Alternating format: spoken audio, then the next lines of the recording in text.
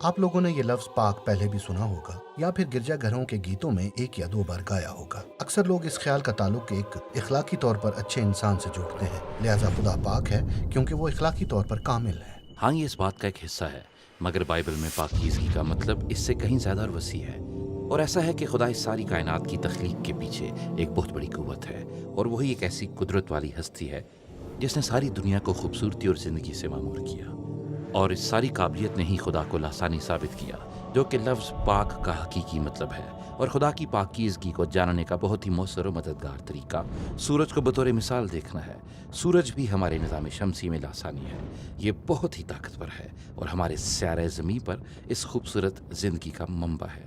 ہم کہہ سکتے ہیں کہ سورج پاک ہے، اور اگر ہم اس استعارے میں آگے دیکھیں تو سورج کے گرد سارا حلقہ بھی پاک ہے۔ ہاں، کیونکہ جب سورج کے قریب جائیں تو یہ زیادہ شدت رکھتا ہے۔ ہاں بالکل، مگر یہی قوت اور طاقت ایک لحاظ سے خطرناک بھی ہے۔ میرا مطلب ہے کہ جتنا آپ سورج کے قریب جائیں گے یہ آپ کو تکلیف دے گا، اور یہاں ایک گہری بات چھپی ہے کہ خدا کا دل نہایت پاک ہے، اور اگر آپ ناخالص ہیں تو خدا کی حضوری آپ کے لیے خطرے سے خالی نہیں۔ اور یہ کوئی بری چیز نہیں ہے، بلکہ یہ بہت ہی اچھی بات ہے، اور ہم اس پاکیزگی کے بارے میں سب سے پہلے یہ گہری بات موسیٰ کی جلتی جھاڑی والے واقعے میں پڑھتے ہیں۔ سو خدا نے موسیٰ کو کہا کہ اپنی جوتی اتار دے کیونکہ وہ ایک پاک جگہ پر کھڑا ہے، اور موسیٰ اپنا چہرہ چھپا لیتا ہے اور وہ خوف زدہ ہو جاتا ہے، اور خدا اسے کہتا ہے کہ وہ قریب نہ آئے کیونکہ وہاں بڑی شدت تھی۔ یہی شدت خدا کی پاکیزگی تھی، اور پھر اس کے بارے وہ مزید واضح کرتا ہے جب وہ اسرائیل کی ہیکل کی بات کرتا ہے، جو کہ خدا کی پاک حضوری کا مقام ان کے درمیان واقع تھا، اور اس میں ایک پاک ترین مقام تھا جو کہ خدا کی حضوری کی خاص جگہ تھی، اور اس حضوری کے باعث اسرائیلی جو کہ اس کے گرد رہتے اور کہیں جو اس پاک ترین مقام میں خدمت کرتے تقریباً خطرے میں ہوتے۔ ہاں، یہ ایک مسئلہ تھا، تو پھر وہ کیا کرتے تھے؟ بس بائبل میں اس مسئلے کا حل یہ تھا کہ آپ کو پاک ہونے کی ضرورت ہے۔ یعنی اخلاقی طور پر پاک ہونا؟ ہاں، مگر یہ سمجھنا آسان تھا، مگر بائبل زیادہ تر ایک دوسری طرح کی پاکیزگی کی بات کرتی ہے جو کہ انتہائی پاک ہونا تھا، یعنی آپ کو ان چیزوں سے جو کہ بالکل مردہ تھیں دور رہنا تھا، جیسا کہ مردہ جلد، مردہ جسم کو چھونا، اور جسمانی مادوں کا اخراج بھی آپ کو ناپاک کر دیتا ہے۔ یہ تمام چیزیں ناپاکی کا باعث بنتی تھیں۔ ناپاک ہونے سے مراد یہ نہیں کہ آپ سے کوئی گناہ ہو گیا ہے، بس مسئلہ یہ تھا کہ جب آپ خدا کی حضوری میں ہوں تو ناپاک نہ ہوں۔ بس خدا نے اسرائیلیوں کو بڑی واضح ہدایات دیں کہ وہ کیسے ناپاک اور کن ہدایات پر عمل کر کے پاک ہو سکتے اور خدا کی ہیکل میں دوبارہ آ سکتے تھے۔ تو احبار کی کتاب انہی باتوں کا ذکر کرتی ہے۔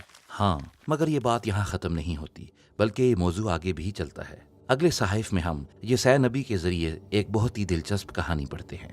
وہ ایک رویا دیکھتا ہے کہ وہ خدا کی ہیکل میں ہے، اور خدا کی حضوری سے وہ بہت ڈر جاتا ہے۔ ہاں، وہ قانون کو جانتا تھا کہ اسے وہاں نہیں ہونا چاہیے تھا، اور وہ برباد ہو جانے کے بارے میں پریشان ہے۔ اور پھر ایک جنونی مخلوق جسے سرافیم کہتے ہیں، ہاں، وہ ایک جنونی مخلوق ہے۔ وہ ایک جلتے ہوئے کوئلے کے ساتھ اڑتا ہوا آتا ہے، اور اس سے یسایہ کے ہونٹوں کو چھوتا ہے، اور ایک عجیب بیان دیتا ہے کہ تیری ساری بد کرداری دور ہوئی اور تیرے سارے گناہوں کا کفارہ ہو گیا۔ بس یہ جلتا ہوا کوئلہ تاہم یسایہ کو پاک کرتا ہے۔ ہاں، یہ بہت قابل توجہ بات ہے، کیونکہ عموماً اگر آپ کسی ناپاک چیز کو چھوئیں گے تو وہ چیز اپنی ناپاکی آپ میں منتقل کر دے گی، مگر یہاں ایک نیا خیال ہے۔ وہ جلتا ہوا کوئلہ ایک بہت ہی پاک اور خالص چیز تھا۔